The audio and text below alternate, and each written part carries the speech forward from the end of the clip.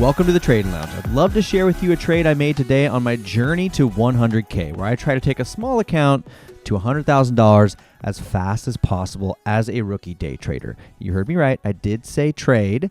That means it was not a no trade day, which is a great because yesterday was no trade day. We had 2 no trade days last week after a couple red days, and I'm happy to say today I followed my rules. I am green, and I'm very happy to be green on my terms. The market was interesting today. We had a little glitch. We'll share a little bit about that, but I did some extra stuff today. I'm like, I'm actually going to print out my rules. You can't really see it, but this is a printed out version of the rules that I set last week as a goal for myself this week, and I really wanted to stay disciplined with that. I did not want to mess around. And then also over here on the scanner side of my screen, up here on the left-hand side, I actually put it up there as well so that I just was always constantly thinking about my rules. Now, the rules are as follows. Let me see if I can just make this big real quick. Where are you? Right here. And then do this maybe, and then maybe do this. Hold on a second. Do that. Maybe a little H1 title. Yeah, here we go. Okay. The rules that I'd set for myself this week based off of some stuff that happened last week was low float, so anything under 20 million. Preferably under 10 million, definitely under 5 million. Breaking news, trading the initial breakout with volume, stock price $1 to $6, although I would entertain other stock prices as long as it was really clear. My entry would be the first candle to make a new high after a pullback and no trades right at 4 a.m. And we followed this today. First off, the couple stocks that came up first thing this morning were I saw a little bit of a theme today. We had kids pop back up. I have no desire. It was at 7 o'clock in the morning. No desire to make this trade. It did kick up right. It made a nice 10-cent move right at 7 o'clock in the morning. Little pullback, does it again. I'm like, I can't trade this stock, right? It doesn't fit my criteria. It doesn't have news today. It would have been a bit of a continuation trade. And this stock just kind of eats me alive at times. So like, I'm happy that I did not make that trade. Didn't fit the criteria. And then SkyQ pulled up. And I actually traded SkyQ on my Roth. I can pull that up. It's not a huge deal on my Webull. I think I made like $20 or something. Because SkyQ, I don't think it fit my criteria for this account. Yeah, I traded it right here. Oops.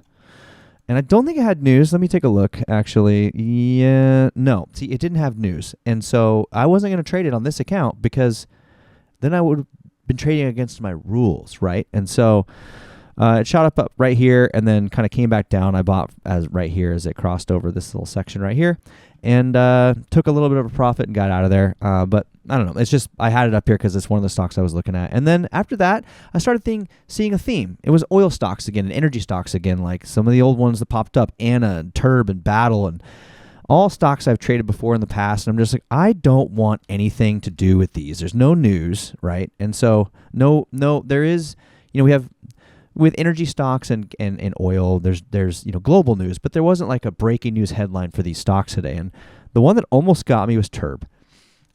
Which I have traded before. I just want to see if I'm just pulling this up over here to see if there was news. I can't remember. 428. It does show news at 5:15. Yeah. And this is why it almost got me because this morning, this is what we're looking at, right? So, the news headline hits. What's the news headline? The news headline is right here. Full article. Turbo deploys AI-driven energy storage systems in international military operations, expanding into mission-critical defense and energy security applications. I honestly thought the news wasn't too bad. The float's a little higher. It's 16 million, but that's okay. So I was watching, and I was ready to pull the trigger on this. And it kind of comes up and pulls back, and this thing happens and just starts to dive down. I'm like, okay, I know this stock well. This is it's just gonna dump, and it dumped. So we didn't trade it, and I'm cool with that. That's totally fine. And then the stock that I actually traded hit the scanner. That was NEXR. By the way, the scanner I'm using is Charts Watcher. I have thoroughly enjoyed this scanner. I know I say it in every video, but there might be some new people here. If you're from Day Trade Dash or what's it called? Warrior Trader. This is a comparable, and in my opinion, in many ways, some ways, better than what they have over their Day Trade Dash for the price range. And so I pay $50 a month for this. I imported the config. This is someone else's config, and it functions very similar to what you get at Day Trade Dash. And then I just tailored it to my liking. And for those of you who've kind of been following around, you'll see an extra screen here. That was this. There's nothing on it now. I was hoping that something would show up because I'd shut this app down with, earlier this morning. Just checking the time because I got to take my kiddo to school. We're good. And this is my penny stock version. So it's basically this running up scanner that's right here. But it has everything between 25 cents and 99 cents. And this is everything between $1 and $20. And I've been missing some penny stock moves. I'm not a penny stock trader, but I've seen some penny stocks that fit all of my criteria except for it's below my price range, under $1. It's under $1. I don't like to trade things under $1.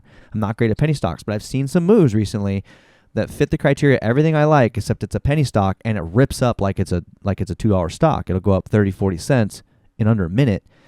Those kind of penny stocks I can kind of entertain. So I had that up today. I did see some penny stocks. Didn't trade any of them, though. Nothing really stood out. So that's kind of a new piece I'm adding. And then what was it? Is it still the top gainer today? Let's see. BIYA pulled up on the scanner today, and I didn't trade it. But which was the one that I traded? It was over here. Oh, I did trade BIYA, but we'll talk about that. I traded it later. Was NEXR. So NEXR. Yeah, this was it right here. So I'm going to expand this a little bit here. This was interesting because you see I marked a few lines off here. Where is there we go. Not this one. Let's do this one up here. Okay, great. So we have a little bit of something to go off here because I still want to be able to see this information right here for you guys today because I think it's important. So this stock hit the scanner. It had news. Let's pull up the news. This was this morning at 7:40, which is interesting because it was usually you get news at the bottom and the top of the hour or so, but you have to be paying attention, right? 7:40, this news hits, and it hits the scanners right away. My running up scanner, my high day momentum scanner, all of a sudden it's the top gainer instantly on the scanner. And I got the news. I won't be able to go back and take a look now, unfortunately, but I got the alert right away. As soon as you see it running up here on this candle right here, I got the alert right away. I had plenty of time to make my move. And my entry, and this is also, I'm going to try to go over this a little bit better today because we had someone in the Discord ask about it. But so this is how this goes down. It shows up here on my scanner. And usually I see something, if it's kind of slow moving, it'll just kind of climb up there, and then it'll bling, bling, bling here, and then maybe hit the high of day momentum scanner.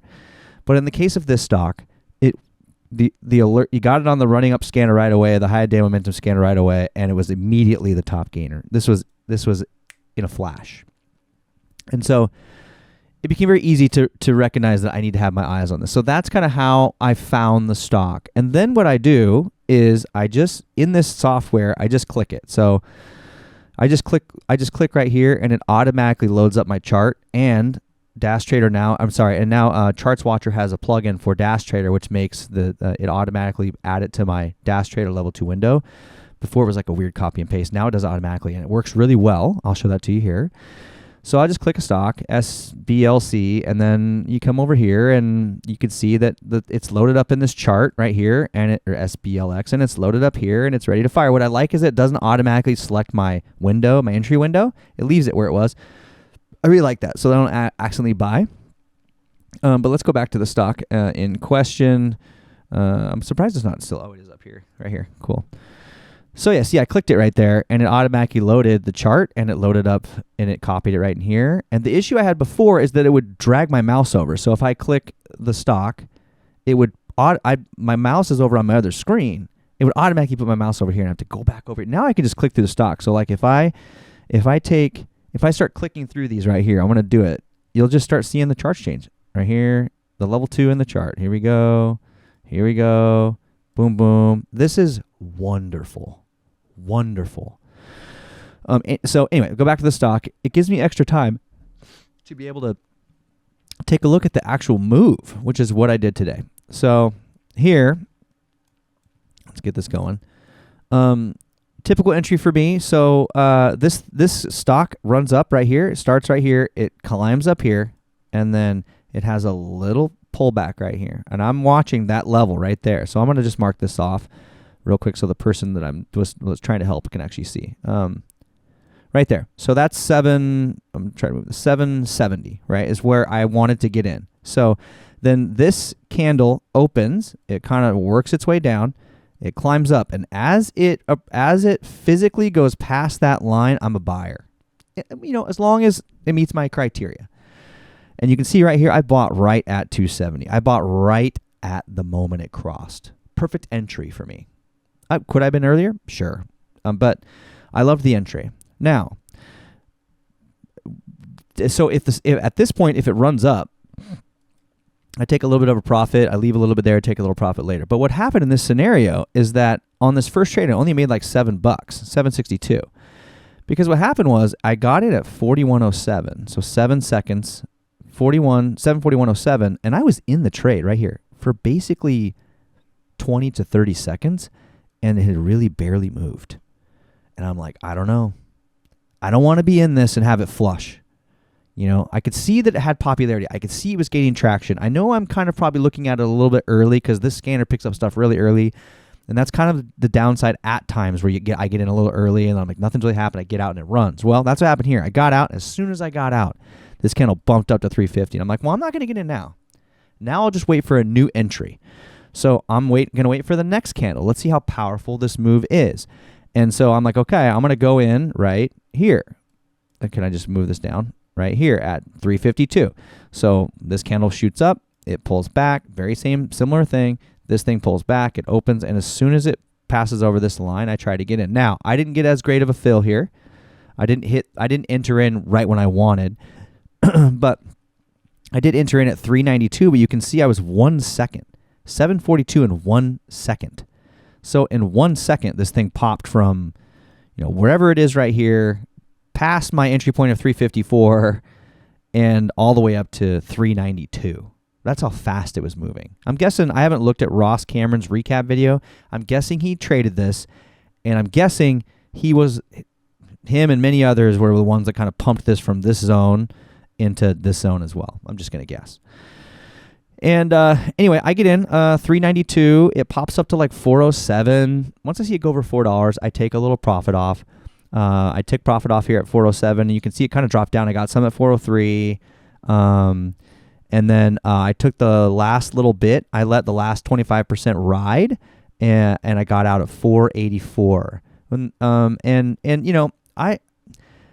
This is just the way I want to play it right now. I would have loved to have held on a little bit longer and let it ride. But this thing was moving so fast, and I just didn't want to get stuck in this, in either of these. That's what I don't want to have happen to me. So let's take the profit and move on.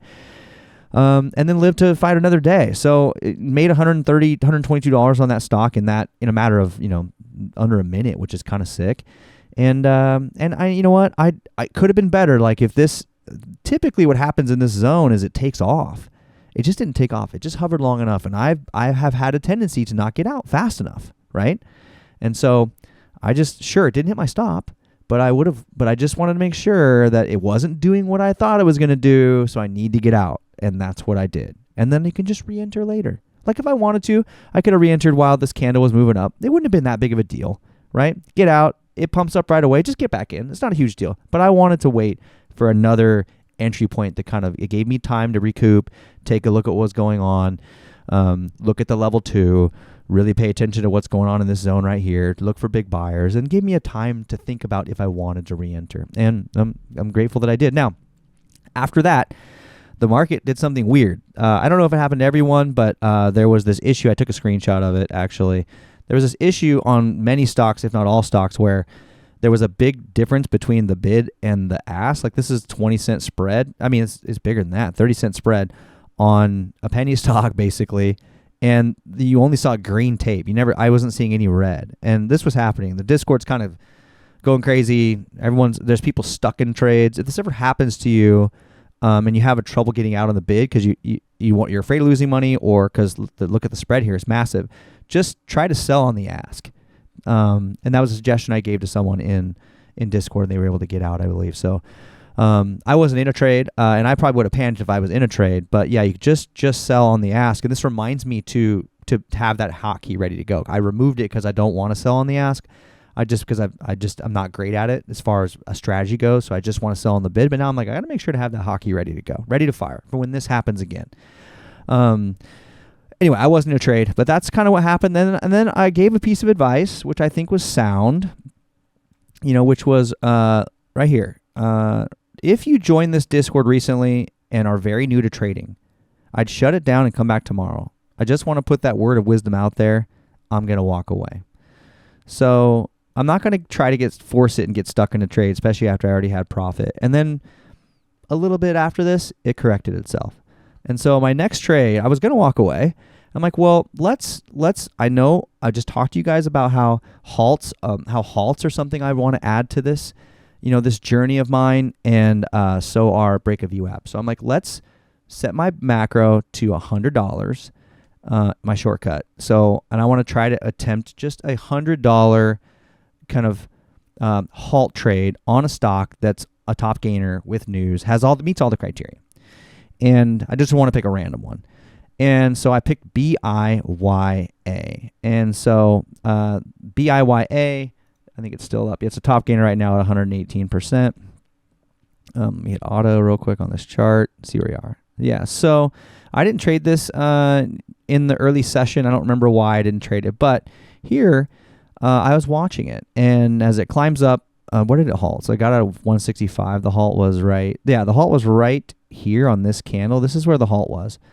So I'm watching this at open. It dives down, comes down pretty far right here, and then I see this, and I see this candle, and I see a bottoming tail here, and this candle, and I'm just watching this, and I wasn't sure if I wanted to make this move. It's only $100. It doesn't exactly fit my rules, but it is something I'm working on, and I only going in $100 of risk here. So like if I lose, if this thing tanks, I'm not going to lose very much money, right?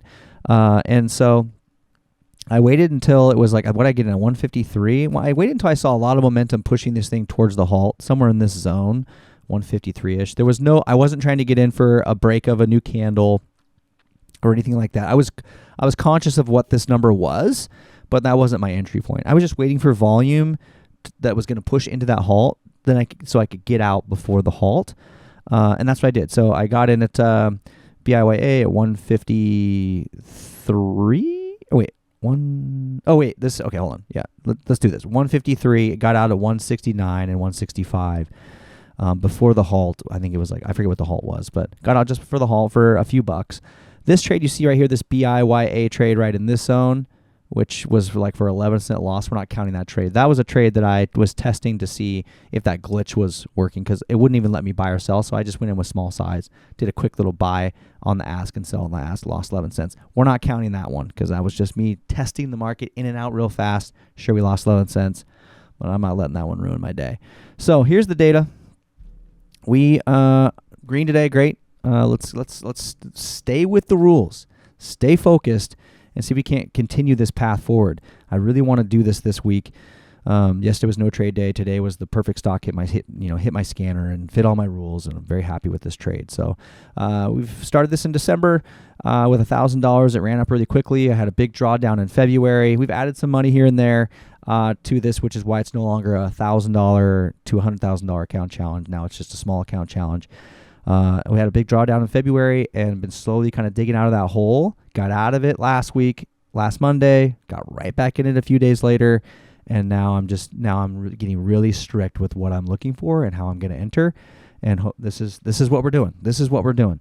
$1,511 we've made on the account since December. But tomorrow we're going to follow the rules. And the first thing my wife did when she came in here is, "Did you follow your rules?" I'm like, "We did, baby, and we're green today." So follow the rules.